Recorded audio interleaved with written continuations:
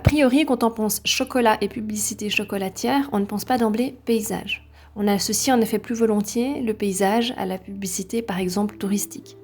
Et pourtant, le paysage occupe une place non négligeable dans la promotion de la maison Suchard, et ceci dès les premières affiches illustrées réalisées à la fin du XIXe siècle.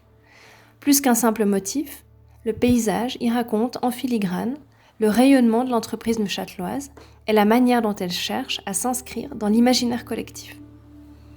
L'affiche, qui est réalisée par Albert Bourquin en 1874 et qui compte parmi les plus anciennes affiches Suchard conservées à ce jour, donne à voir depuis le lac la ville de Neuchâtel, le site de production de Serrières et les campagnes alentours. Cette vue suggère deux éléments. Elle permet tout d'abord au consommateur de situer géographiquement Suchard et de rappeler le lieu de production de son chocolat. On notera d'ailleurs au centre le drapeau suisse en médaillon. Ensuite, et de façon plus allusive, le paysage suggère également une dimension internationale. Pour cela, il faut regarder au premier plan, au bas de l'affiche. On y voit un plan d'eau animé d'une légère houle qui semble presque sortir de l'image et s'avancer vers nous.